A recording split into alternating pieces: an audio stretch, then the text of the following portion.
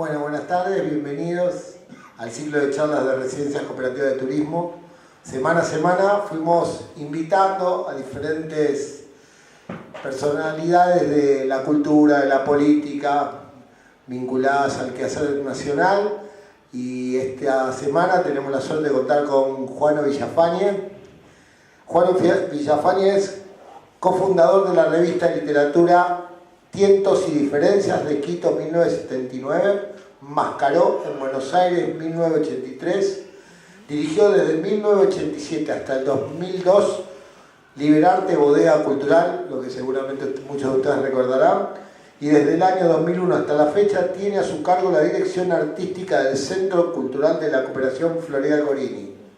Ha publicado libros de poemas como un león entra en el mar, de editorial Arte y Literatura, y dos selecciones sobre la nueva poesía argentina, poetas autores del fin de siglo I y II, de Ediciones Desde la Gente, Buenos Aires, 1994-1997. También trabaja en el periodismo cultural radial y coordina el área de políticas culturales del Centro Cultural de la Cooperación. Con ustedes, señor Juano Villafañe.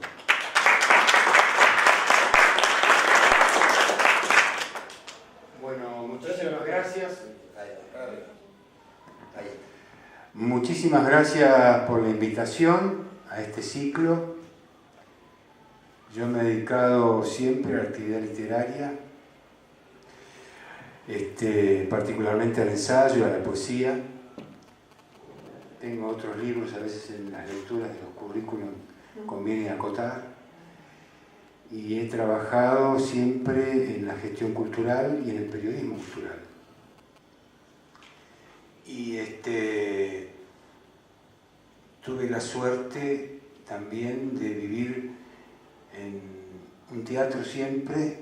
Nací en un teatro, que es una ventaja, ¿no? Haber nacido en un teatro ambulatorio, y el teatro o la casa donde uno vivió en distintas oportunidades siempre fueron un teatro, ¿no? Un clima renacentista, quiere decir que nos formamos en una familia donde se inculcaba siempre el hacer artístico, las artes plásticas. Yo trabajé en las artes plásticas, en la expresión, en el dibujo, en la pintura. Estudié música 10 años, la actividad musical, y me dediqué también a la literatura. Y en la casa de infancia se pensaba siempre que esa formación artística, cultural de uno le permitía habilitarlo para encontrarse con la vida de otra forma, ¿no? Por supuesto, cuando yo me dediqué definitivamente a la literatura, mis padres me aconsejaron que no iba a vivir de la poesía, ¿no? Pero ese estímulo original y esa continuidad en el quehacer artístico, esa experiencia del quehacer artístico, la fui cultivando. También una tradición fuerte, familiar, dentro de ese clima renacentista porque mi casa era un teatro realmente, ¿no? Lo puedo demostrar de diversas formas. Era un teatro realmente, tenía un taller de artes plásticas, un escritorio, grandes bibliotecas. Tenía un teatro donde se hacía actividad teatral y se reunía gran parte del medio cultural e intelectual en una época que para mí era muy natural que viniera Miguel Ángel Asturias, o Violeta Parra, o Antonio Berni. Era muy natural que en mi casa transcurrieran una etapa de la bohemia argentina, ¿no? Que fue muy productiva en el terreno cultural, Así que, a propósito de la charla de hoy, me parecía que era interesante, y esto decirles, bueno, que la experiencia artística ya desde el núcleo familiar en el que me tocó vivir, que tuve la suerte de vivir, era una forma de vida, ¿no? La experiencia artística. O sea, se vivía como se pensaba, la vida era el arte era la vida, era toda una sola cosa, ¿no? La cocina quedaba al lado del teatro, ¿no? Por lo tanto, la vida cotidiana es una vida en la que uno estaba pintando y después se preparaba un asado, qué sé yo, ¿no? La vida cotidiana transcurría como naturalmente en las relaciones con la actividad artística, literaria, cultural, y el núcleo que rodeaba siempre la vida social estaba asociada justamente a ese núcleo, ¿no? Entonces creo que estas situaciones son como destinos que le tocan a uno en la vida, y esos destinos parece que están justamente, se cumplen por anticipado, ¿no? Porque yo me dediqué siempre a la gestión cultural, o sea, aquella tarea de la vida familiar y luego me llevó a permanecer siempre en la actividad de la gestión cultural, ¿no? Desde muy chico administré y llevé adelante un teatro, y ya a los 14 años en mi casa había un teatro para 4 espectadores, sí, un teatro para 4 espectadores, donde todos los fines de semana se hacían funciones. Bueno, yo programaba y llevaba adelante diversas actividades en el centro cultural, en el centro de estudiantes teníamos un centro cultural, o sea, estuve afectado siempre de una u otra manera a la gestión cultural, ¿no? Y muchas veces uno lo que descubre con el tiempo, que la vida cotidiana de todos nosotros, de los ciudadanos en general, siempre está asociada a la cultura.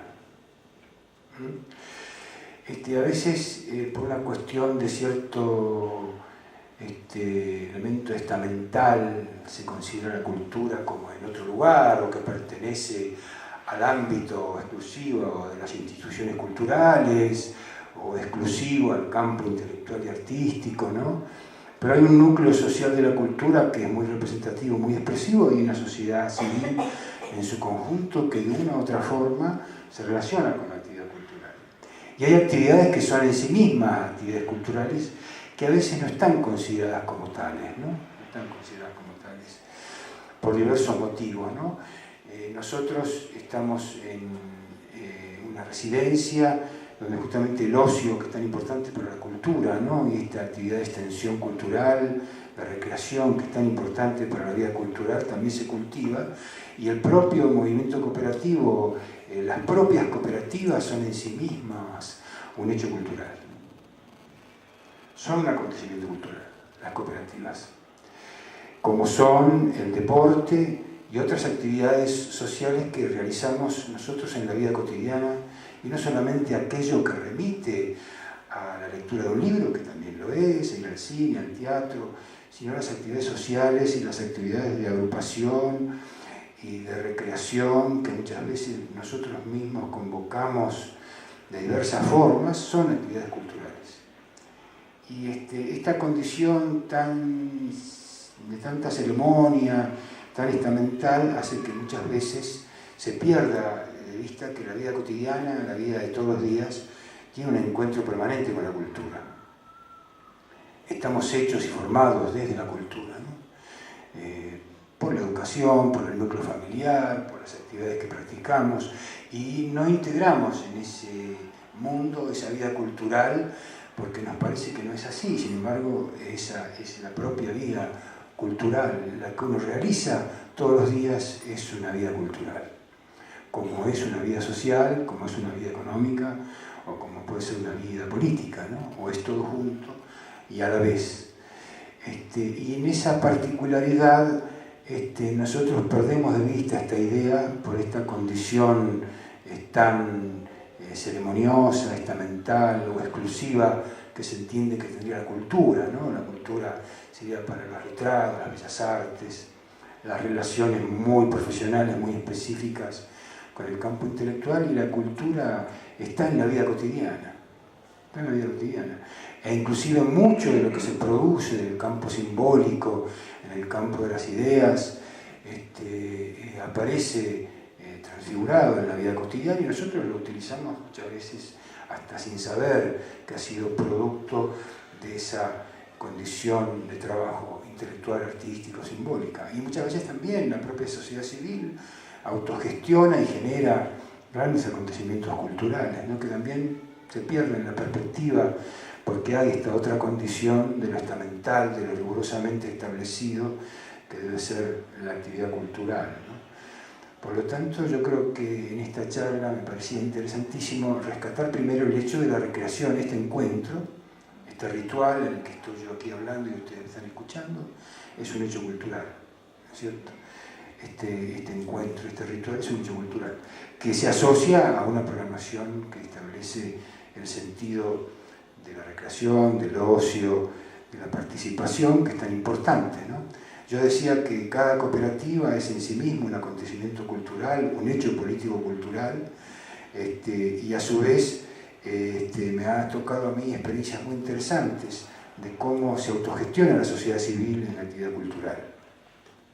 Pensando siempre que en esas grandes líneas existe, bueno, toda la vida institucional de la vida cultural, etcétera, porque son muchas las instituciones que pueden incluirse, el propio núcleo social de la cultura y el arte, que es muy importante, y como les decía, la propia sociedad en su conjunto, que autogestiona y participa de esa actividad cultural, lo sepa o no lo sepa, por omisión, por inclusión, y desde ese lugar encontrar las relaciones resulta ser muy interesante, porque uno también se encuentra con los problemas económicos y con la economía, aunque no sea un economista, y uno se encuentra con la vida social, aunque no sea un sociólogo, y uno se encuentra con la vida política, aunque no sea directamente un político, y participa de esas relaciones, y a veces en la vida cultural se tiene un criterio un poco más selectivo, ¿no? En lo que implica tener en cuenta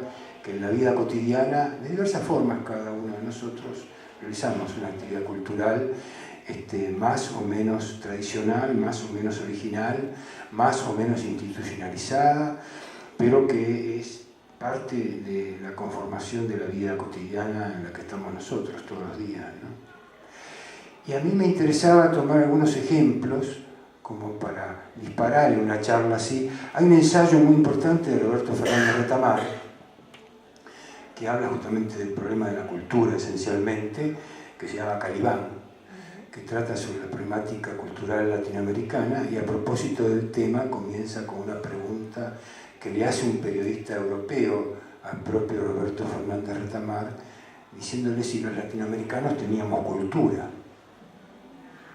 Así comienza el ensayo que provoca el debate sobre la cultura latinoamericana. Bueno, ahí Retamar de alguna manera se autocontesta o contesta diciendo, bueno, preguntarnos si tenemos cultura es igual a preguntarnos si existimos. ¿Existen ustedes? Sí, nosotros existimos. Bueno, también tenemos nuestra cultura, ¿no? Y en la vida cotidiana, cada uno de nosotros tiene una vida cultural, explícita o más o menos explícita, más clara, menos clara, muchas veces no visibilizada como corresponde, pero la tenemos. Y la practicamos de diversas formas, ¿no? Acá en el ensayo de Retamar hace a una mirada más teórica sobre la problemática cultural, que no es el caso de la temática de hoy, pero sí es interesante. A mí me tocó, para entrar en un tema de la vida práctica, 2 años realizar una actividad de arte y cooperativas en todo el país. Durante 2 años. Estaba convocado por el Ministerio, en ese entonces la Secretaría de Cultura, después fue el Ministerio de Cultura, en el 2014 fue el Ministerio de Cultura, pero antes era Secretaría de Cultura, y tenía un programa que se llamaba Café Cultura, que hacía actividades en todo el país. Y a mí me ha tocado estar en diversos sitios fomentando y llevando adelante las relaciones entre arte y cooperativismo, fomentando la actividad cultural. Entonces, a propósito de esta idea que funciona siempre como que la cultura está en otro sitio, ¿no? Que el sitio de la cultura es un sitio muy exclusivo, muy particular. En el caso de la pregunta del periodista europeo, la cultura está en Europa, ¿no es cierto? Este es un lugar mucho más marginal, o que depende de la cultura que está instalada en Europa, ¿no? Un país latinoamericano. Bueno, ocurre muchas veces también dentro del país, ¿no es cierto?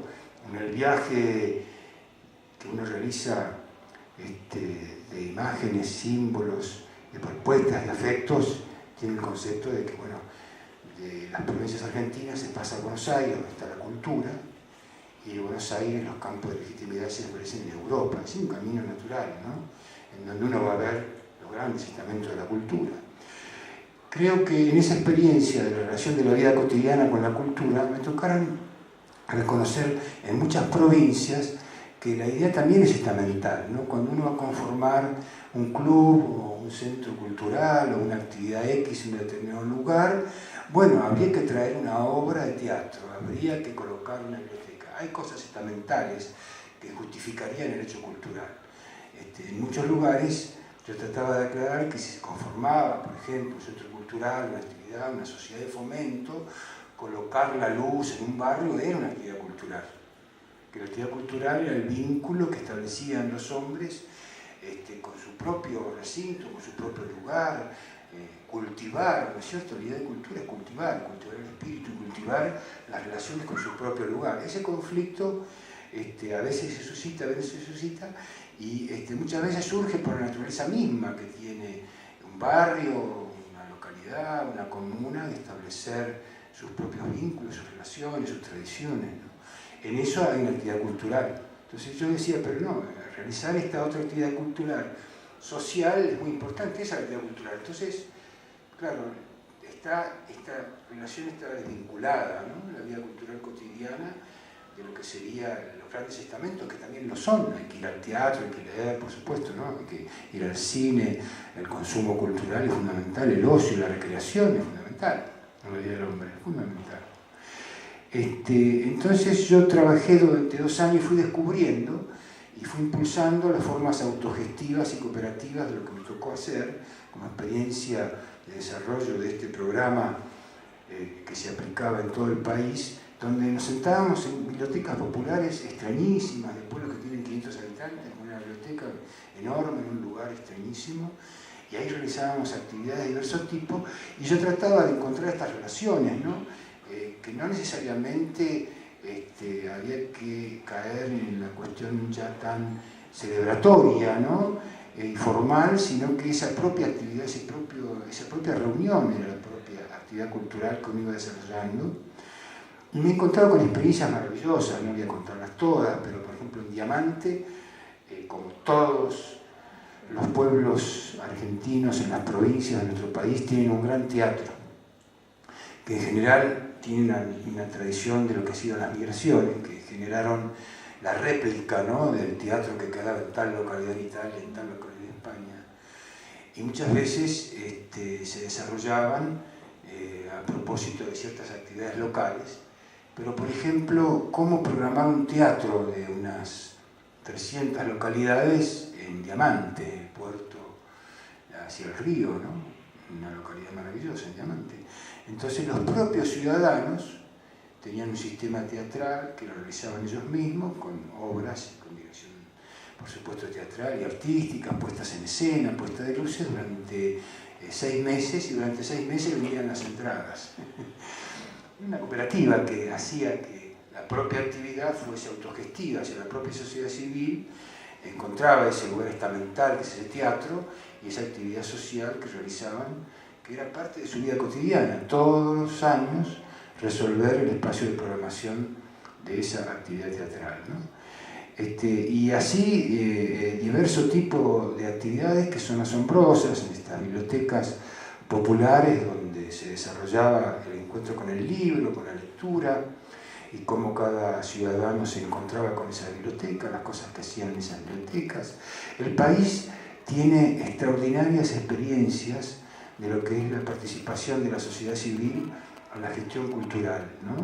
No ya solo en la estamental, quiere decir aquella que organiza el Ministerio de Cultura de las provincias o la Secretaría de Cultura, sino la propia autogestión que genera la sociedad civil y cómo la sociedad civil autogestiona actividad cultural y cómo cada uno de nosotros en la vida cotidiana, de una u otra forma, estamos vinculados a la vida cultural. Y a mí me interesaba, cuando yo hacía este ciclo de arte y cooperativas, reconocer siempre que una actividad cooperativa es una actividad solidaria, participativa. No se puede hacer una cooperativa con una sola persona.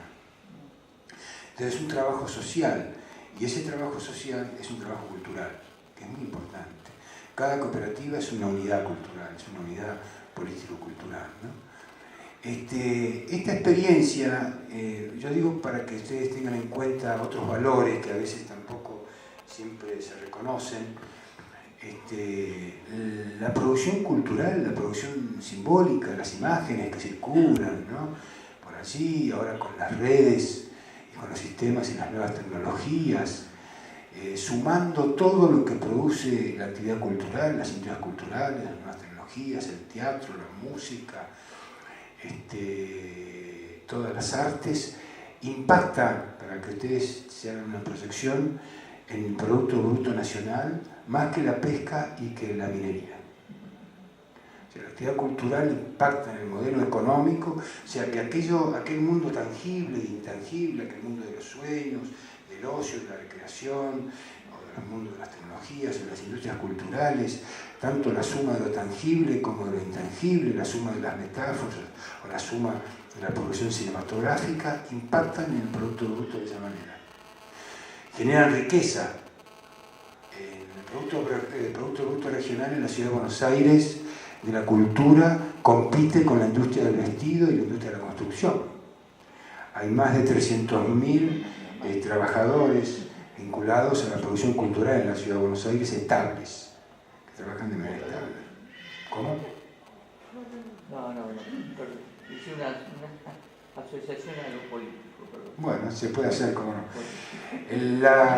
Inevitable. La propia Ciudad de Buenos Aires, bueno, hablando de estos problemas entre los campos de legitimidad, el centro, las periferias, que también son interesantes para reconocer, y con esto yo incluyo algunos temas de los gobiernos de la cultura para darle un volumen, ¿no? Porque todo lo que uno hace en la vida recreativa, individual, personal, asociada, territorialmente, en un barrio, tiene un volumen que se multiplica y tiene un volumen tangible económico muy importante. Yo le decía que la cultura, hasta el año 2015, el Servicio de Informaciones del Ministerio de Cultura, hoy no tenemos datos, ofrecía estos parámetros, ¿no?, estas mediciones. El Producto Bruto aporta más que la pesca, no tengo las cifras exactas, pero porque siempre son variables, pero más que la pesca y que la minería. En el caso regional de la Ciudad de Buenos Aires, compite con la industria del vestido y con la industria de la construcción, digo, para tener un volumen, ¿no? Por lo tanto, lo que se distribuye de lo tangible y lo intangible desde el punto de vista material es muy importante.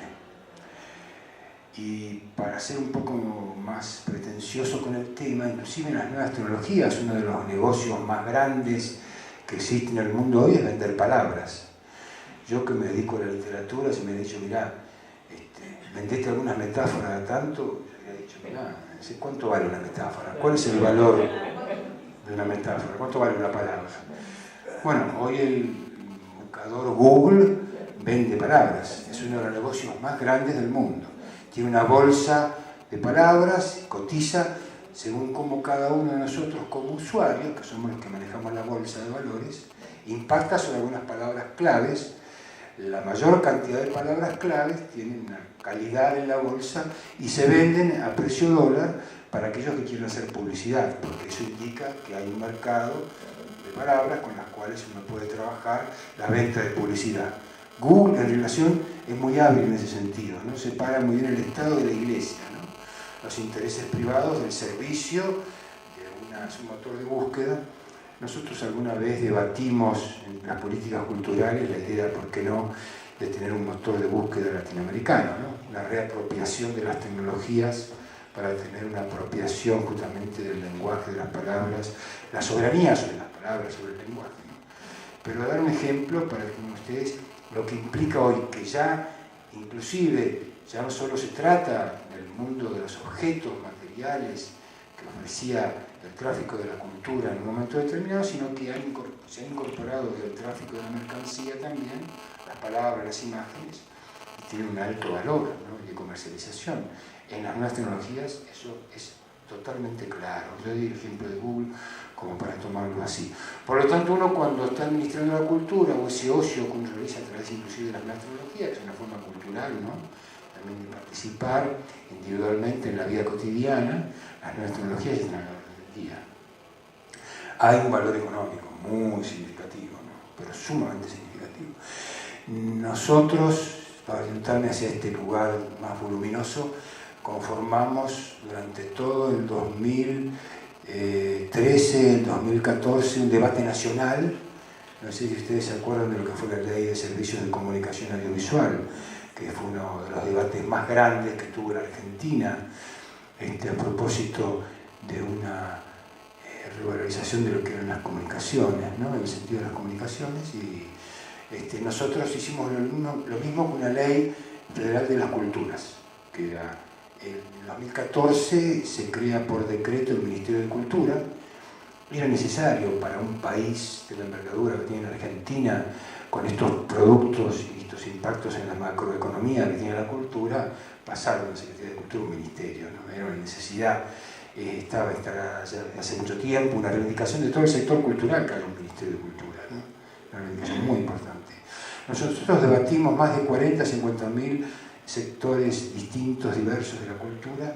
En todo el país debatieron una ley federal de las culturas y era una ley orgánica, una ley para justamente darle que la autoridad de aplicación iba a ser el propio Ministerio de la Cultura, ¿no? Y ahí tuvimos en cuenta estas condiciones, ¿no? Tanto de las nuevas tecnologías, que eran importantísimas, ¿no?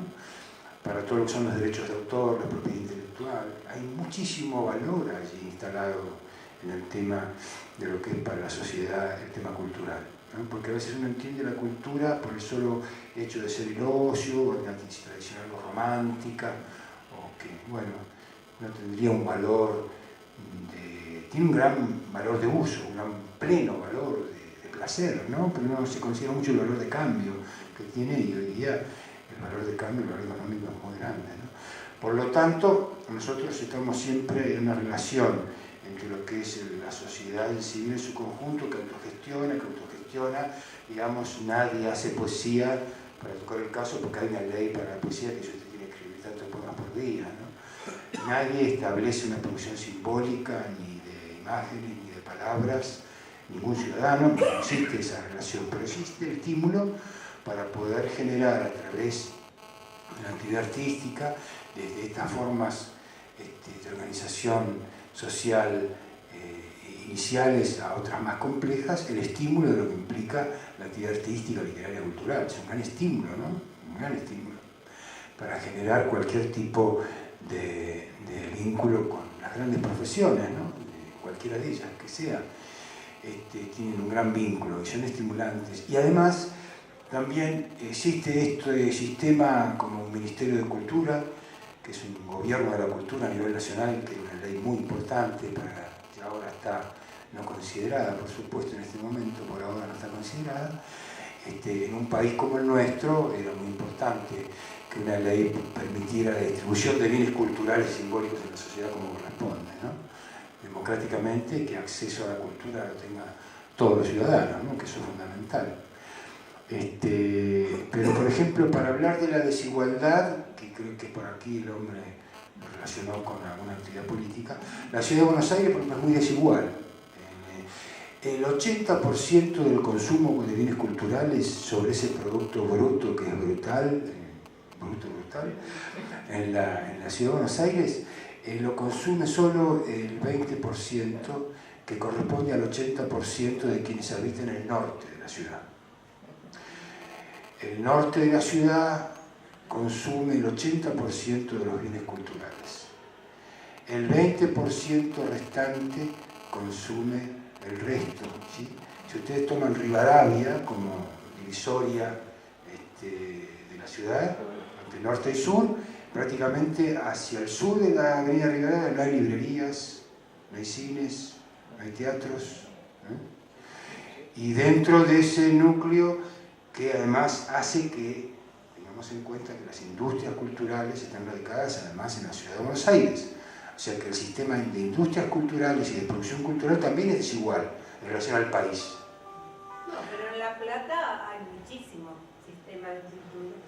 ¿Sistema qué? En La Plata hay muchísimo. ¿En la plaza? En La Plata. No, si yo no estoy diciendo de que no hay Claro, o no hay. no solamente Estoy hablando en general de lo que es las cifras que implican. Claro. El 60% de la industria editorial está radicada en Buenos Aires. Claro, De cine el 80%, de música el 90%.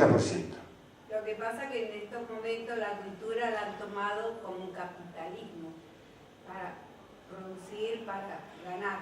Claro. Antes estaba la cultura, en los circos, usted no nombró, los circos de antes, no sé acá los que están, ¿qué edad tendrán? Yo tengo 75 años y me acuerdo, vengo de un pueblo de la provincia de Buenos Aires, los circos daban obras que la gente tenía que sacar, iba una semana al circo a tal lugar, a tal espacio que le daba la municipalidad, y la gente se anotaba porque no había lugar en el circo y no había lujo.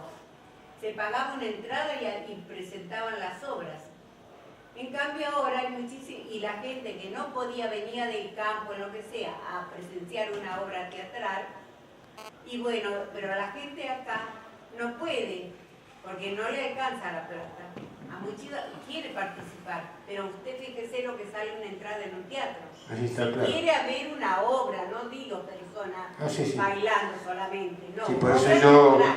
les comentaba, yo digo, el país está muy mal distribuido, el sistema de producción cultural, Claro. el sistema de distribución de bienes culturales que se producen, están centralizados fundamentalmente en la ciudad de Buenos Aires. Hay provincias que no tienen prácticamente industrias culturales, No, es asombroso. no. Y la otra condición son los propios gobiernos que distribuyen los presupuestos de cultura. Es muy asincrónico también eso, ¿no? Como hacía falta un Ministerio Nacional de la Cultura, el país tiene Secretaría de Cultura o subsecretarías muchas veces vinculadas solo al turismo, ¿no? O sea que la actividad cultural tiene un desarrollo también orgánico. Los gobiernos de la cultura tienen desarrollos muy desiguales en todo el país, muy desiguales. Yo quería remitirme también a un tema que tiene que ver con lo que es la propia producción del núcleo social de la cultura, por un lado, tenerlo muy en cuenta, que es un núcleo muy importante en la Argentina, en sus diversas profesiones y especialidades. Y esto yo quería comentarles, algo que era muy interesante también. El movimiento cooperativo es una bisagra muy grande entre el Estado y la sociedad civil. Esto también, no se sabe mucho esto, no se conoce. Prácticamente el 80-60% según los casos de la actividad cultural se realiza de forma cooperativa. La ciudad de Buenos Aires tiene alrededor de 300 teatros, donde el 80% se produce de manera cooperativa. Es la ciudad teatral más grande del mundo, en habla hispana, la ciudad de Buenos Aires. El cine tiene incorporado, con muchas dificultades por otros motivos de otros diversos tipos, pero tiene un 60% de sistema cooperativo. La música, en cuanto a la difusión y a la producción, ocurre exactamente lo mismo. Hay cooperativas que pasa que son cooperativas de hecho, ¿no? Algunas son institucionalizadas y otras de hecho. O sea que también es muy importante esta idea de que cómo se autogestiona la sociedad civil y cómo participa de la actividad cultural desde la vida cotidiana de los músicos, ya en el caso propio de aquellos que realizan actividad artística y cultural. El porcentaje es altísimo de la vida societaria cooperativa. O sea que todo lo que es la producción cooperativa en el arte y la cultura es asombrosa. Incluye las industrias culturales, ¿no? Es muy importante. Con esto yo quiero destacar, justamente a propósito de estar en un centro cooperativo de turismo, de vacacional, atender la importancia que tiene la producción cooperativa en el sector cultural, ¿no? Es muy importante. Por supuesto que, como decía la señora, en cada una de las ciudades, provincias, localidades hay diversas actividades culturales. La Argentina tiene una tradición importante en la actividad cultural, pero esta distribución es asombrosa. Yo cuando estaba comentando la distribución en la ciudad de Buenos Aires, ustedes calculen que en La Boca, comparado con Belgrano, ¿no? Donde el 80% ha ido al teatro o al cine, el 90%, en La Boca solo el 10%. Es una localidad del sur. Ha ido a presenciar un espectáculo teatral, ¿no? O sea, es una ciudad muy injusta, muy poco equitativa en cómo se distribuyen los bienes culturales, ¿no? Creo que hay otro tema que además, que es muy importante, además de la institucionalidad y las formas de gobierno de la cultura y la participación que tienen los ciudadanos en la cultura, cómo se distribuye esa riqueza en la ciudadanía, Los niveles de autogestión cultural, hay una tradición también muy importante en Argentina. En general, el ciudadano, si bien no tiene un reconocimiento, una visibilidad muy grande sobre cómo está conformado el gobierno de la cultura, muchas veces digo, para entendernos más, en la vida común, en el ciudadano de a pie, por ahí confunde el Ministerio de Cultura con el de Educación. Es muy común que se confunda al Ministerio de Cultura con el de Educación o que no se reconozca al Ministerio de Cultura. Bueno, ahora, que hasta ahora no se lo reconoce mucho, ¿no? Pero no sé, Me parece que hubo épocas de antaño donde estaban unidos. El Ministerio de Educación y el Ministerio de Educación. O sea, creo que de ahí viene sí, no, está claro. la historia, ¿no? Y quería decir una cosita más, que a veces tanta charla se dispersa un poco, pero que me parece muy importante el fenómeno cultural, ¿no? Nosotros conformamos, el movimiento cooperativo realizó, digamos, como experiencia lo que ha sido la formación del Centro Cultural de la Cooperación. ¿Ustedes conocen el Centro Cultural de la Cooperación?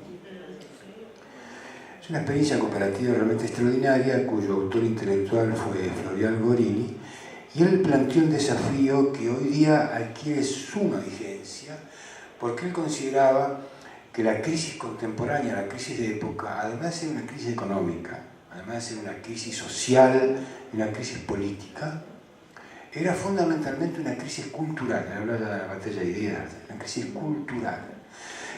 Y la cultura incluye los contratos que realiza la sociedad civil con ella misma, con el Estado y con las distintas partes que conforman el Estado. Eso está en crisis.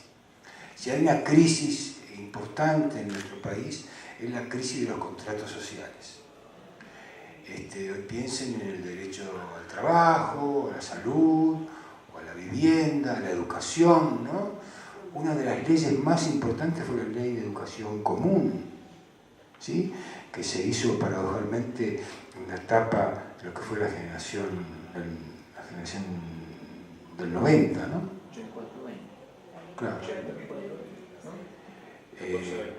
Claro, la educación común, que fue una ley realmente debatida, una ley que estableció un contrato extraordinario en la sociedad civil, ¿no? Piensen ustedes en Vialé Masset, cuando se realizó a pedido de Roca también, ¿no? De la misma generación, se pidió, con esto no estoy haciendo un aval de la generación, pero es paradojal, ¿no? Se estableció con Vialé Masset en 1904, 1905, a pedido de Roca, un estudio de campo sobre el trabajo y la clase obrera en la Argentina. Nosotros este año vamos a hacer en el Centro Cultural de la Cooperación una recopilación fotográfica de lo que fue esa experiencia, ¿no? Bueno, fue fundante de lo que es el derecho laboral hoy, pero eso implicó reconsiderar los contratos de la sociedad con el trabajo. Bueno, todo eso es cultura. O sea, cuando Florian Gorini pensó en el Centro Cultural de la Cooperación, pensó además en lo que implicaba la crisis contemporánea y la crisis de los contratos, ¿no? Que implica el sentido de la propiedad de la tierra. Hablando de las provincias, a veces uno no sabe si las provincias nos pertenecen a nosotros, a quién le pertenecen las provincias, ¿no es cierto? Cómo funciona el sistema federal. Nosotros en la Ley Federal de la Cultura le dimos un gran valor al sentido federal, ¿no? Al sentido de participación de las provincias en los gobiernos de la cultura, pero también descubrimos que hay muchos sistemas de gobierno que parecían de carácter más bien gerencial, ¿no? Asignados a lo que ocurre en el centro del país, que atiende todo en Buenos Aires, ¿no? Culturalmente un problema muy serio, porque no existe una relación federal de capacidad de gestión cultural, y eso se nota muchísimo, de gestión política, digo, económica y social, y eso de la cultura se nota muchísimo, ¿no? Cómo se distribuye la porción cultural en un país que es federal y que tiene provincias muy ricas y muy con gran calidad de producción, ¿no? Quería dar este tema de la importancia que tenía el lugar en el que yo trabajo, no quiero tomar cosas centralizadas únicamente porque estoy yo allí, pero tiene un valor porque como fue parte de una experiencia, es parte de una experiencia de movimiento cooperativo en su conjunto, es un gran esfuerzo cultural justamente el que se realiza económico, social y político para darle lugar a un centro cultural que tiene estas dimensiones. Yo creo que hoy tiene una gran vigencia esa idea, porque la batalla cultural atraviesa la problemática de los contratos sociales, ¿no? La justicia, cómo se maneja la justicia, ¿no? Como la división de los poderes, o sea, los contratos de la sociedad que se establecieron han entrado en crisis. Es un fenómeno cultural por excelencia, por excelencia. Así que uno, de alguna manera, desde la vida cotidiana, en los haceres que cada uno tiene, está vinculado con la actividad cultural. Hay una actividad que yo le he anotado, que era la propia experiencia artística, que es algo que podemos llevar adelante todos. Nosotros en la poesía hablamos mucho de la experiencia poética. El resultado de una imagen, de un relato, es una experiencia poética. Una experiencia de vida, que uno traslada al lenguaje, se puede trasladar a la pintura, al cine, a la música, uno vive un momento y lo puede decir. Esa experiencia es una experiencia social también, e individual y de cada uno, que a veces no está inscripta como corresponde, porque uno tiene una experiencia poética, una vivencia poética, una vivencia plástica, o una vivencia musical, quizá no pueda trasladarlo al fenómeno de la composición en un pentagrama, pero existe la composición musical, la composición visual, la experiencia artística, existe en nosotros. El poeta Rilke, el poeta alemán Rilke, el poeta romántico, tenía una frase que es muy interesante a propósito del tema, decía: si la vida alcanzara el arte no sería necesario. Como la vida no nos alcanza, nosotros recurrimos a imaginarnos los sueños, las metáforas, las imágenes, que son los estados en que nosotros nos reapropiamos de las experiencias artísticas. Y por eso parece que lo hace el artista, o lo hacía Picasso, Pablo Neruda, Cortázar. No, también nosotros tenemos una experiencia artística que a veces no tiene la visibilidad o la dimensión que nosotros le damos cuando leemos una novela o se nos ocurre mirar el mar en determinado momento, o ante una experiencia afectiva, o ante una experiencia profesional. Hay una experiencia artística, una experiencia literaria, una experiencia poética, ¿no? Y cuando yo me remitía a esta cuestión de mi historia familiar, que fue una historia renacentista, de una experiencia permanente en el hacer poético, porque allí fue una generación, y acá me explayo un poquitito más, fue una generación donde las vanguardias estuvieron a la orden del día, que implicaban vivir como se pensaba, ¿no? Y pensar como se vivía. Eso era algo muy fuerte en esa generación. Entonces, si vos hacías teatro, tenías que vivir dentro de un teatro. Si hacías música, tenías que estar dentro de un espacio musical. Si hacías literatura, dentro de un escritorio, en la biblioteca. O sea, las relaciones de vida con el oficio en la actividad artística se cultivaron mucho, ¿no? Fueron muy fuertes, fueron muy expansivas esas relaciones, muy importantes. Después por ahí, si ustedes quieren, no se los voy a leer yo ahora, pero hay un trabajo muy importante, muy hermoso de Juan Forn, que salió en página 12, que se titula Incendio en la casa del ser. Él utiliza la figura de Heidegger, del filósofo alemán. Él decía que el lenguaje es la casa del hombre, ¿no? El lenguaje, nuestro lenguaje y nuestra propia casa. La casa del hombre es el lenguaje. Como de alguna manera Nicanor Parra estableció su experiencia poética, su experiencia de vida, a partir de otras experiencias también, de otros escritores, ¿no? Como se disparó su propia obra a propósito de la obra de Vicente Huidobro o de la obra de Leopoldo Marechal, ¿no? Si lo pueden leer, porque hay una interesante, una experiencia de vida, como el propio Nicanor Parra se proyectó hacia un mundo a partir justamente de algunas condiciones que imponía la literatura, ¿no? Se relaciona con la termodinámica, dice John Ford, cuando Leopoldo Marechal escribe: de todo laberinto se sale por arriba, ¿no? Y esa lógica, que es una lógica literaria, de todo laberinto, para la vida misma nos sirve, ¿no? Si no está en el laberinto, antes para rajar rápido hay que salir por arriba. Ahora, ¿cómo se sale por arriba? Pero por arriba te escapás, seguramente, Y este hombre establece aquí una muy interesante relación a propósito de las vanguardias, de cómo el amigo Nicanor Parra se vinculó con la ingeniería, ¿no? A propósito de esta lógica medio termodinámica de los laberintos, ¿no? Y esto está planteado inclusive por el propio Nicanor Parra. O sea que el arte y la experiencia poética, la experiencia artística, es disparadora en las experiencias individuales, existenciales, y se asocian de manera, aunque uno no lo crea, a los grandes fenómenos culturales en los que uno está inmerso, ¿no? Y que a veces uno no sabe que es así, ¿no? Que no es esto así. Y eso es la poesía. ¿Qué es la poesía? Bueno, la poesía, por ahí hay una apropiación hasta en la vida cotidiana, ¿no?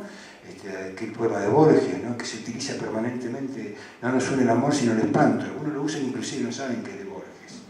Se utiliza mucho para la política, desgraciadamente, pero es así. Yo creo que en estas relaciones de la experiencia de la vida cotidiana y de la experiencia artística, cada uno de nosotros tiene un lugar, a veces escondido, a veces no expresado, no visibilizado, y tiene a su vez también, para repartir entre todos, este peso de la cultura, ¿no? Y estos productos brutos que aportamos de manera importante y que tiene justamente una economía propia muy importante en nuestro país, ¿no? No sé si por ahí quieres agregar algo más, o que agregue algo más, lo puedo hacer. Pero recomiendo esta idea de la experiencia artística de un gran poeta como fue Nicanor Parra, uno de los grandes poetas latinoamericanos que transformó el lenguaje poético, indudablemente. La literatura latinoamericana es antes y después de Nicanor Parra, cómo él estableció su propia experiencia a propósito de otros colegas que estuvieron antes, ¿no? Con él en la vida, y cómo se fue relacionando porque estudió ingeniería y física, Nicanor Parra, ¿no? Disparado por la problemática de algunos temas de las vanguardias que le generaron algunas dificultades previas, que no se las leo todas, pero ustedes las pueden encontrar en el texto que hizo Juan Forn realmente magistralmente en homenaje a Nicanor Parra, ¿no? Bueno, si te parece, abrimos un momento de ronda de intercambios. Si tienen alguna pregunta, dudas, algo que podamos, desde acá Juan nos pueda acompañar una idea.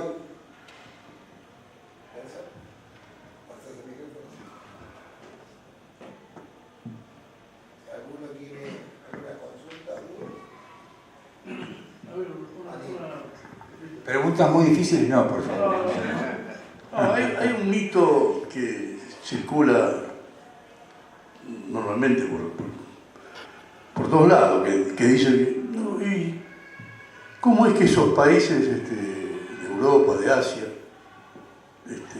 son países con alta cultura? Y no, porque son países milenarios, dice. A mí me da la sensación de que en la intervención de Juan, ¿no? Se verifica que no es así.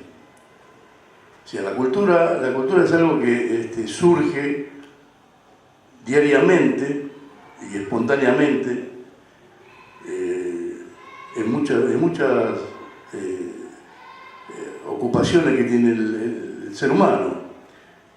Lo que pasa es que no está orientada desde los gobiernos para decir, bueno, acá hay que distribuir equitativamente en todo el país temas culturales que puedan abrevar en mucha gente. La pregunta es cierto o es mentira de que los países milenarios tienen más cultura que otros. Bueno, esto no es así. Lo que existen son diferencias constitutivas alrededor de los fenómenos culturales en la historia, ¿no? Hay la historia de la cultura que en todo caso establece diferencias en cuanto al tiempo y los espacios. Pero si ustedes se fijan hablando de las grandes paradojas históricas, cuando Cristóbal Colón descubrió América, Cristóbal Colón era un pensador medieval e inaugura la era moderna. Es una relación paradojal interesante, ¿no? Él no podía resolver el conflicto moderno proveniendo de una cultura que se suponía que estaba en ese momento en el centro de las cosas y del mundo, ¿no? En el caso del colonialismo español. Pero él tiene un atraso muy grande en cuanto se encuentra con otra cultura para resolver la cuestión del otro, la relación con el otro, la participación con una nueva naturaleza. Por ejemplo, él no puede resolver, en cuanto al conflicto moderno, que él venía en una embarcación que tenía un mástil. Pero el mástil no lo asociaba con una palmera. En una palmera se puede ser un mástil. El conflicto moderno implicaba cómo utilizar la naturaleza. Cristóbal Colón era un pensador medieval que descubre América y descubre una nueva cultura y no la puede resolver, no la puede reconocer. No solo un choque, no la puede reconocer.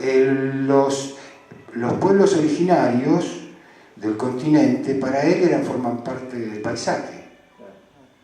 No eran otros, no tenían alma. Ese era un conflicto de gran atraso cultural, de atraso extraordinario cultural. Entonces, las relaciones históricas con la cultura hay que tomarlas desde muchas formas, porque no existe un estamento a priori que los años indiquen calidades culturales, sino desarrollos culturales distintos, que es otra cosa.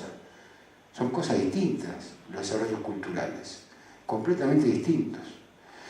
Y siempre existieron en estos modelos intentos, también existe en esta condición, a propósito recuerdo ahora, porque se utiliza mucho el ejemplo, ¿no? La obra de Shakespeare, La Tempestad. Ante la crisis de los gobiernos centrales europeos, a Shakespeare se le había ocurrido en una dramaturgia de época que los representantes, digamos, del poder pudieran construir en otra isla un gobierno ideal, en esa isla de la utopía, ¿no? Un gobierno distinto. Entonces, bueno, La Tempestad es una obra que relata de una manera esa pérdida en el mar de quienes de golpe vivían en un palacio, para ser muy breves, y se encuentran en una isla media desolada. Entonces, ¿cuál era la idealización de ese otro lugar, de ese otro sitio, de esa otra isla de la utopía? Cuando ellos tienen que resolver el fenómeno de cómo hacer la comida, prender el fuego, y bueno, me va a recurrir a algún habitante original de la isla para que les salga la comida. Pero está en la obra de Shakespeare. Caliban representa ese esclavo original, que es uno de los personajes de La Tempestad. Está Próspero, está Miranda, y Caliban es un habitante original de la isla, que es el que les prepara el fuego. O sea, a él lo toman como esclavo, porque ellos reproducen ese sistema cultural que ellos tenían, y que entonces la historia de los años no determina la calidad cultural para nada, ¿no? Creo que Shakespeare, que era un gran dramaturgo, y tenía, digo, para hablar desde el centro del mundo, ¿no? Del centro del mundo. Y además también estuvimos muy acostumbrados nosotros que las civilizaciones venían de otro lugar, los estados civilizatorios, ¿no? Y que los años daban calidad de civilización, los años dan distintas constituciones culturales, entonces no determinan que sea por sí solo en lo milenario. Ahora, existe, por supuesto, culturas milenarias que además, si ustedes se fijan en el mundo, son fundamentalistas, ¿no? O sea, que lo milenario no determina nada. El conflicto moderno es un terrible tema que se introduce en muchos temas y que se ha hecho muchas veces mal interpretado, ¿no? Mal reconocido. El propio Hegel consideraba que nosotros éramos pueblos salvajes sin historia, ¿no? Que no podíamos resolver el fenómeno del conflicto, de las negaciones y de las superaciones porque no teníamos historia, ¿no? Es tema para debatir, pero éramos otra cultura con otra historia.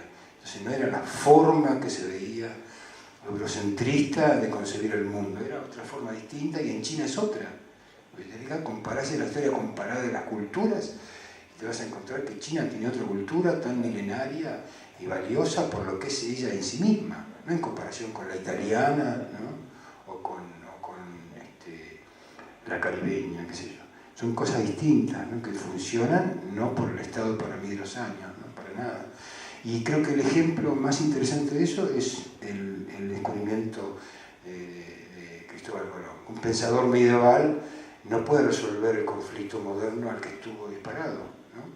Paradojalmente, por supuesto, el tiempo también es parte de la modernidad, no es de manera instantánea, pero yo lo traigo como ejemplo para hablar de la paradoja, ¿no? De lo milenario, la cultura estamental central y lo que aparece.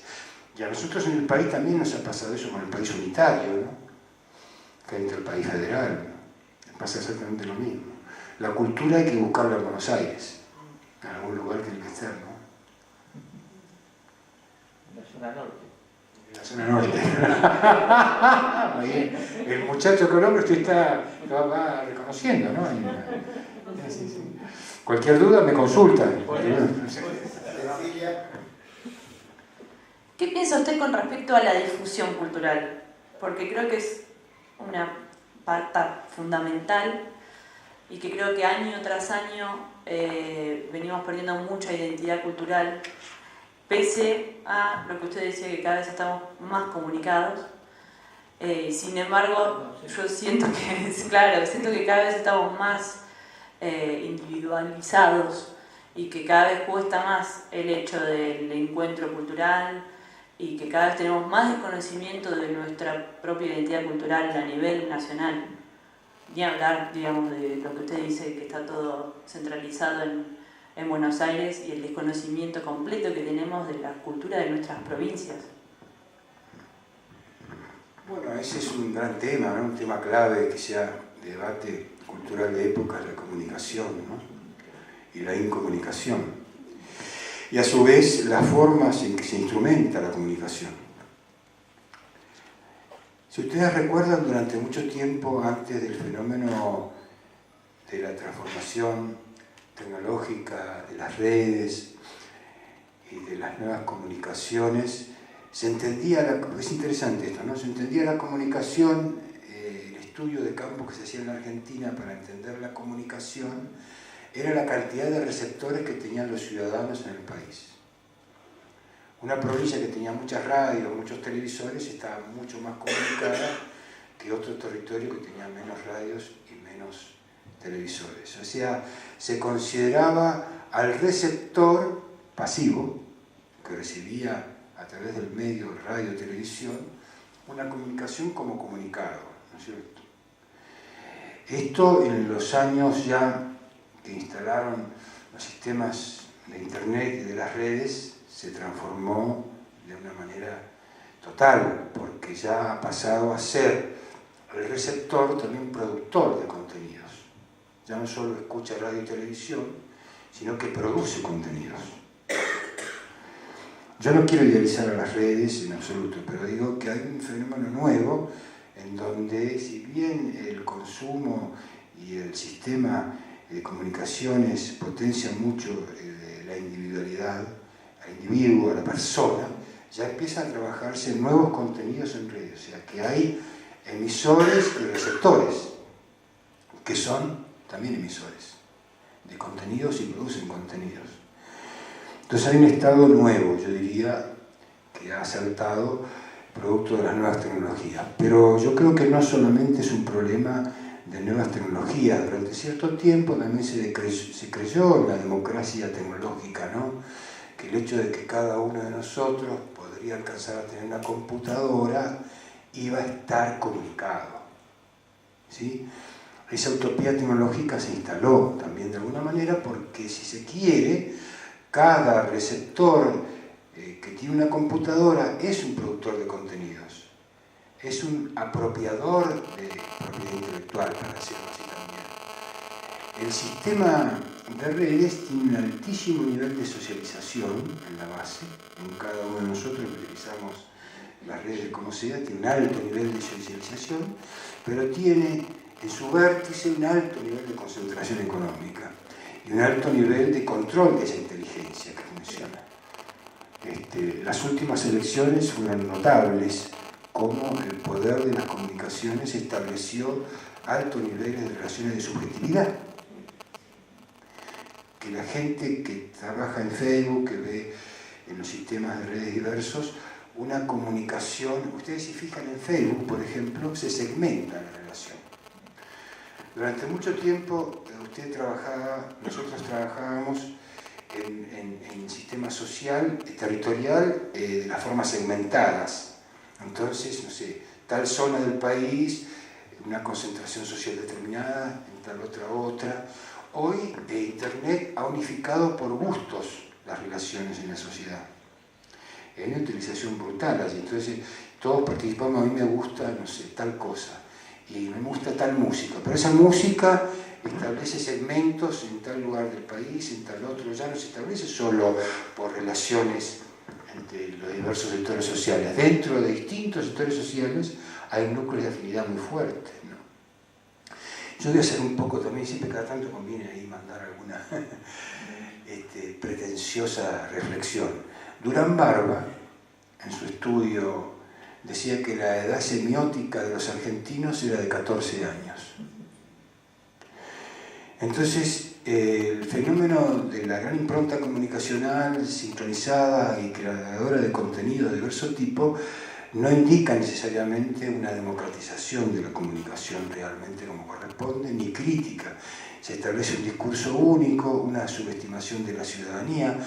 Este hombre consideraba que los globos, como fenómeno simbólico, funcionaban producto de la edad del ciudadano.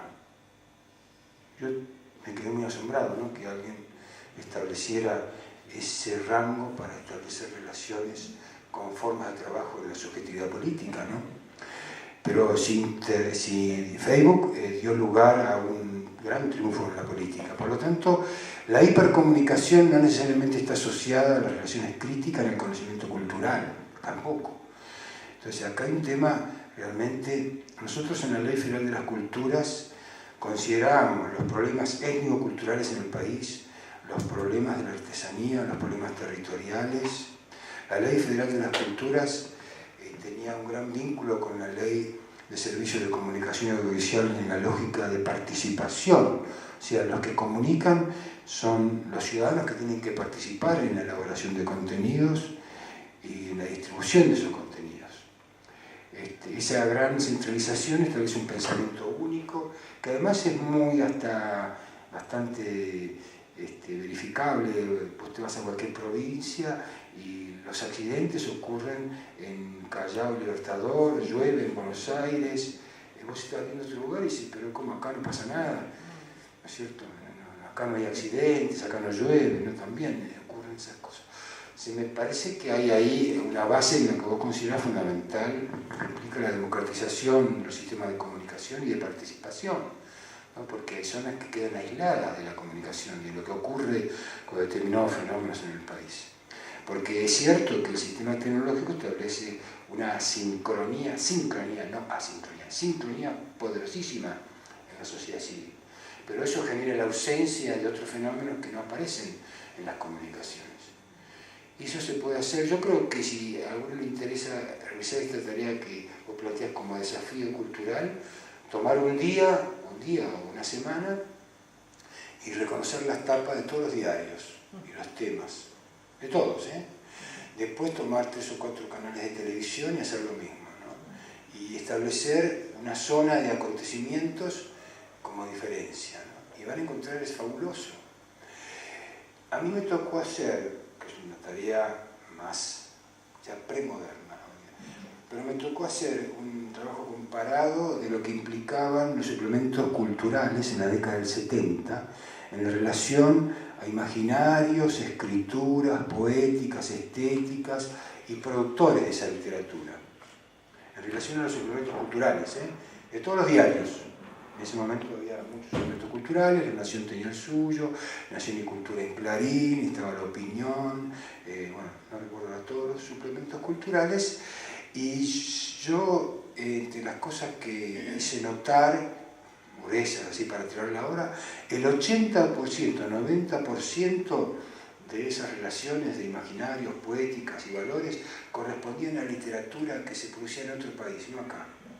El 80-90% de los suplementos literarios remitían a imaginarios, que no está mal, muy muy bueno leer grandes autores europeos o Estados Unidos, pero no, la literatura y los imaginarios no transcribían, no pasaba por el lugar donde se editaba. Y eso estoy hablando, todavía no estaba Internet, años 70. Así que yo creo que hoy es notable cómo existe una total falta de conocimiento de una cartografía de la cultura. Hay un mapa de la cultura, una cartografía, un problema cartográfico no existe, no tiene visibilidad. Es como vos estuvieses hablando de la cartografía dentro de un mapa que no sabés los límites, dónde queda Chile, estaría buenísimo, ¿no? Estaría mal, pero hay límites que establecen fronteras y divisiones políticas, ¿no? Bueno, se han borrado prácticamente las particularidades, ¿no? Hay una cartografía de la cultura que no existe, no se sabe qué pasa, que no se conoce. Y es muy asombrosa en las nuevas generaciones como la discontinuidad de lo que son la construcción de imaginarios, ¿no? Que se establecen con un presente muy absoluto, con un presente muy importante, pero casi sin historia. Casi sin historia. La nación, con esto lo traigo porque es interesante como fenómeno de comunicación, para que esto lo veamos que es un tema serio, le reprochaban, es interesante porque hay un artículo de fondo en La Nación sobre el uso del lenguaje y de las oraciones, ¿no? Le reprochaban al presidente actual de los argentinos la imposibilidad de construir una oración. Sí, pero algo peor todavía, porque no podía construir una oración con pasado, presente y futuro. Entonces, la profesional le pedía era muy importante que el presidente pudiera hablar no solo del pasado en tanto de lo que había ocurrido, porque el pasado iba transcurriendo y venían nuevos presentes, que a su vez suponían nuevos futuros. Entonces, que debía hablarle a los argentinos de cómo iba a ser el futuro también. Que no le hablaba de cómo iba a ser el futuro. O sea, en la oración se observaba el pasado que empezaba a correrse del lugar y ese pasado empezaba a ser su propio presente. Bueno, porque en 2 años te empezaba a tener un pasado tuyo, personal. Muy interesante entender la nación como la importancia que tenía que una investidura, una persona, una autoridad política sepa construir una oración con pasado, presente y futuro, ¿no? Entonces, en general lo que ocurre, por eso también lo de la pobreza del lenguaje y del vocabulario, en las nuevas generaciones hasta se habla con 50 palabras, no sé cuánto, ¿no? Más o menos, 100. Entonces, y el concepto de la construcción implícita o explícita del pasado, presente y futuro de una oración no existe. Un presente muy absoluto, no hay historia. Bueno, y esa generación es muy difícil después que pueda consumir hechos culturales porque no las van a entender. ¿Cómo hace esa nueva generación para entender a... Y es el tema. Chupanqui para entender a... Es el tema. Bueno, ese es el tema de hoy. Es el tema de hoy. Hay que empezar a debatir esas cosas. Claro. Hay una relación entre el mundo y la construcción, los lenguajes y el mundo material, ¿no? De la construcción, posibilidades de que yo pueda hacer mi propia historia, ¿no? Entonces, en un plano, esas dominantes se mantienen hasta cierto tiempo. O sea, yo puedo ironizar sobre la edad semiótica de los argentinos un tiempito, ¿viste? Y creerme, esperemos. Pero después empiezan a jugar otras relaciones con la economía real, que te obligan a vos a pensar ya no solo en el campo de lo simbólico, abstracto, afectivo, sino también real, concreto, de cómo vivo, cómo resuelvo este tema económico, un problema laboral, hacerme cargo de determinadas cosas, ¿no? Eso también funciona. A veces, muchas veces, funciona sin conocer la historia, totalmente, ni la literatura, ni Carlos Parra, pero vas y pedí que te pague lo que te tienen que pagar, ¿no? Yo creo que es un problema contradictorio, ambivalente, también paradojal, pero que socialmente funciona de esa manera, ¿no? tiene una respuesta en la sociedad, ¿cómo que no? ¿Sí? Más allá del uso que hagan de esas conciencias hoy día, hay una historia que lo demuestra, ¿no? Que no se puede mucho tiempo mantener relaciones de ese tipo, ¿no? Muy difícil, pero hay que atenderlas, creo que existen hoy ya, como para considerarlas y aprenderlas a usar también, ¿no? Es la reapropiación de las nuevas tecnologías, el uso de las nuevas tecnologías y las formas de apropiarnos nosotros también de las redes, ¿no? Sabiendo cómo se manejan estas redes, que no son el espacio último de la democracia, ¿no? Hubo en los años 80, cuando apareció Internet, todo un debate de la democracia tecnológica, y que cada uno apretando un botón iba a poder votar y decidir lo que carajo quisiera hacer, pero no es así. Pero hay que entender las nuevas tecnologías de una forma distinta y no solo subestimarlas ni sobreestimarlas, sabiendo lo que son, ¿no? Y yo estoy de acuerdo con vos que el gran conflicto que tenemos hoy cultural es la comunicación o la incomunicación y cómo se elaboran los contenidos y cómo se entiende una noticia, ¿no?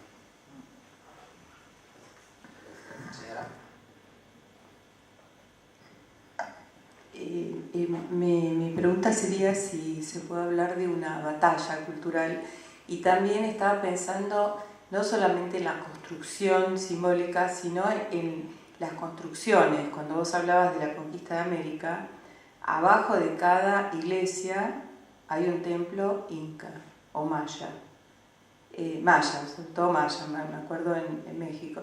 Pero también en Europa se ven batallas culturales donde, qué sé yo, vas a una mezquita que la mitad se transformó, según el periodo histórico, en una iglesia, entonces ahora es mezquita, ahora es iglesia. Y yo decía, esto es una locura, una construcción, porque se veía construida dando cuenta de esa lucha entre culturas, ¿no? Entonces, ¿se puede hablar de una batalla cultural? Yo creo que se puede hablar de una batalla cultural que es histórica y que remite a propósito de este tiempo.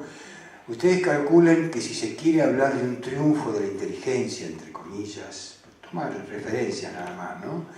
En todo caso, lo que en aquel momento triunfó fue el pensamiento lineal español, europeo. Era un calendario. Ustedes, es el calendario que tenemos nosotros, los días no se repiten, aunque uno trata de repetirlo, hacer el lunes todos los días lo mismo, pero el día lunes que va a venir es distinto al lunes anterior. Ese proceso de línea del tiempo, del espacio-tiempo, confrontó con el pensamiento circular de los pueblos originarios. El gran conflicto que tuvo Moctezuma en México fue no poder resolver su tiempo circular con el tiempo lineal.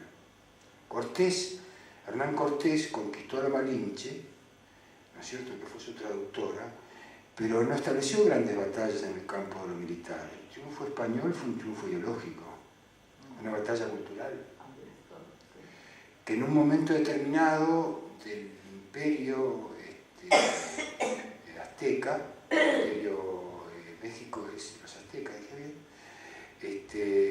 Maya, Mayas y aztecas, sí, pero Guatemala es el centro, Maya y Azteca, México. Entonces ahí me venía. Allí se produce un problema. Moctezuma, que fue el último que enfrentó en esta lógica de inteligencia, lo que él, para cerrar el círculo, porque en el pensamiento circular las cosas se volvieron a repetir. Había un destino predestinado ya, por lo cual cada uno de nosotros, yo iba a ser sacerdote, yo iba a ser gestor cultural. Entonces yo nacía y en mi cuna mi sacerdote me decía, Juan Villafán iba a ser gestor cultural. Yo sabía derecho de gestor cultural, no fallaba nunca, porque toda la familia se preparaba, y a mí me prepararon de chiquito para ser gestor cultural. Entonces, todas las cosas estaban predestinadas y eran circulares. Los españoles, para Moctezuma, tenían que volver de donde habían venido, habían salido. Entonces era necesario, porque si ellos volvían, entonces volvía a cerrarse el círculo. Moctezuma tardó 2 o 3 años en darse cuenta de que si ellos le ofrecían todo lo que ellos venían a buscar, no se iban a ir, se iban a quedar. Ustedes se acuerdan del drama, el último drama de la batalla azteca, ¿no? Fue esa salida de ese gran pájaro que iba a enfrentar a los españoles, que era el último recurso mágico que contaba Moctezuma para enfrentar a los españoles. Los españoles tiraban de todo. Pero en esa, Moctezuma se da cuenta, después la inteligencia incásica, maya, azteca, se da cuenta de ese fenómeno tardíamente. Ahí vino el fenómeno de la batalla cultural, ¿no es cierto? Y el triunfo fue un triunfo ideológico, más que militar, fundamentalmente. Y la Malinche operó en ese proceso de mestizaje cultural tortuoso, torturante de traductora, de explicarle los problemas que tenía además, porque ellos tenían con los impuestos una segmentación determinada entre el poder y otros dominados, que pagaban impuestos, una serie de inteligencias que Cortés trabajó esa zona. Por lo tanto fue una batalla cultural, fundamentalmente la conquista, no militar. Donde hubo algunos problemas de diversos tipos, bueno, muchos se dan en Ecuador, pasa en Quito, perdón, en el Imperio de Quito, en el Imperio Incásico pasa algo parecido, en distintos casos se da. Pero lo de Moctezuma es interesantísimo, porque él tarda en darse cuenta, insiste en que regresen. En la medida que Moctezuma quería que volvieran, ellos se quedaban. Había oro, había todo, ¿para qué se iban a ir? Así que fue una batalla cultural. Pero ahí también creo que lo que influyó, que tiene que ver con lo cultural, era la creencia, la vigencia de los libros sagrados, como el Popol Vuh, que en realidad presagiaban que los dioses los venían a castigar. Entonces, digamos, los dioses iban a venir a través del mar y los españoles aparecieron a través del mar y eran absolutamente, físicamente eran diferentes. Entonces eso, digamos, también jugó a favor de esa batalla cultural, ¿no? Y después el mundo al revés, porque Colón, que conocía mucho, por ejemplo, en los viajes de astrología, les impactó con un eclipse. Sí. Creo que era en Jamaica, si no recuerdo mal. Parece en un país de la zona más del Caribe, los impactó con un eclipse y les hizo llevar, hablando de los espejitos de colores, unos espejos, y los tipos se enloquecieron porque, claro, vino el eclipse. Entonces, este hombre en una relación con maravilloso, estaban a disposición de Cristóbal Colón. Pero los mayas y los aztecas conocían el eclipse, es una de las cosas que tenían un recorrido astronómico muy importante. Es más, hay registro en algunos lugares de lo mismo. Lo que pasa es que Colón no llegó a zonas fuertes, al centro de los imperios, llegó a la zona marginal, digamos. No, pero yo creo que es una batalla cultural e ideológica, totalmente, para mí sí. Y más, hablando de una batalla cultural, pero yo creo que lo que mayor visibilidad tiene hoy son los contratos que la sociedad estableció consigo misma, el deterioro de esos contratos. Es allí donde se puede ver el contrato económico como el contrato social. Uno pregunta, por ejemplo, ¿cómo va a producirse la extranjerización de la tierra? Un tipo dueño de una provincia. ¿Qué hace el gobernador de Río Negro hoy día? ¿Que tiene que ir a negociar con el tipo que vive en Inglaterra? Es increíble. Estamos, aparte, la Patagonia en disputa. Entonces, los contratos que se establecían sobre la visión política del país, ¿no? Tienen que replantear cómo van a ser eso, que es un tema cultural. Va a tener que replantearse la sociedad argentina un montón de esfuerzos y batallas culturales para atender este tema. Porque la cultura en realidad incluye, tampoco uno quiere ser etnocéntrico en el relato de uno mismo, porque sería como una petulancia intelectual de mi parte, porque yo vengo a hablar de la cultura, agarro con todo, no, pero la cultura es una dominante importante hoy día. Y acompaña a la economía, acompaña a lo social, acompaña a lo político, ¿no? Desde lo que es la escenificación, la teatralización de la política, el gran espectáculo. ¿No es cierto? ¿Hay movimientos ahora que están pensando, debatiendo sobre esto? Porque si no es como medio pesimista también. No, yo creo que esas relaciones entre la política, la sociedad, la cultura están instaladas, ¿no? Sí, están instaladas. En algunos casos uno podría decir que políticamente algunas mediciones fueron tardías. Un proceso de redistribución de bienes culturales, económicos y materiales debería haber alcanzado a tener primero un Ministerio de Cultura. O sea, si yo distribuyo bienes culturales tengo que generar un espacio crítico para no naturalizar la relación con el acceso a esas cosas. Entonces, por ejemplo, eso es un tema cultural. Y bueno, hubo algunos temas que fueron discontinuos o no tuvieron la visibilidad que tuvieron que tener, pero hoy día en general se piensa así, yo creo que sí, la política, todo, ¿no? Empieza a replantearse la relación de la política con todas estas cosas, indudablemente.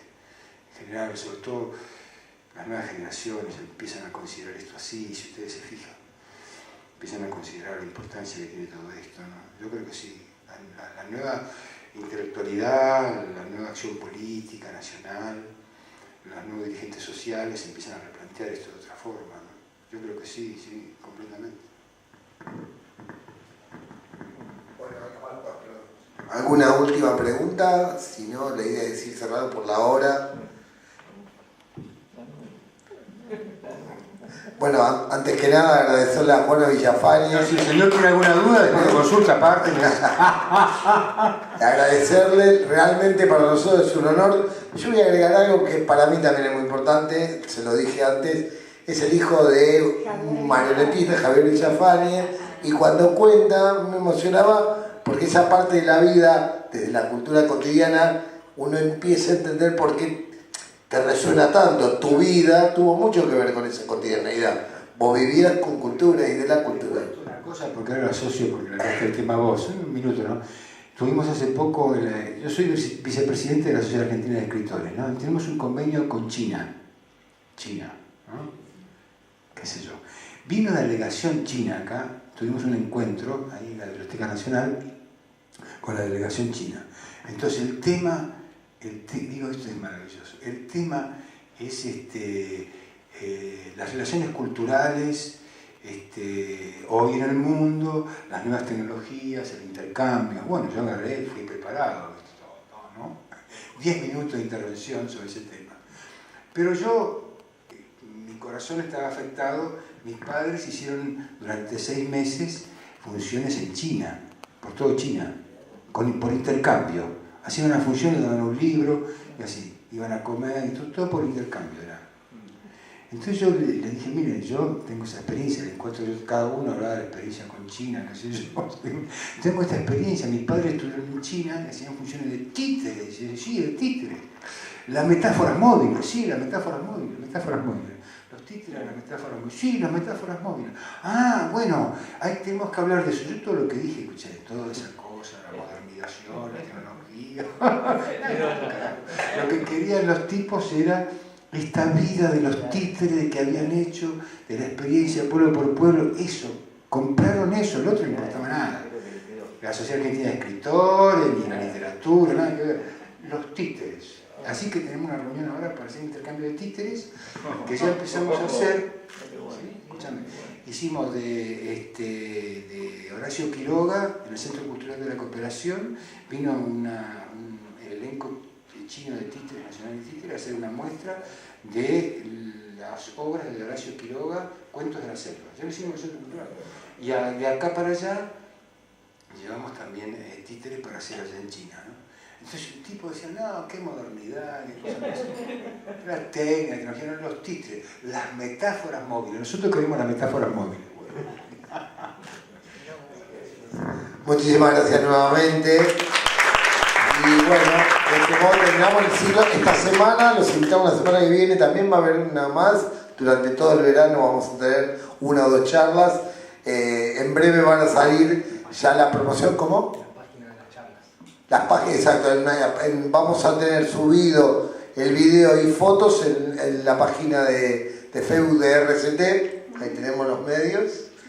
Y por otra parte también en cualquier consulta acerca de lo que va a venir o las siguientes charlas, también lo vamos a subir a nuestra página de Facebook. Muchísimas gracias y buenas noches a todos. Muchísimas gracias, Sergio.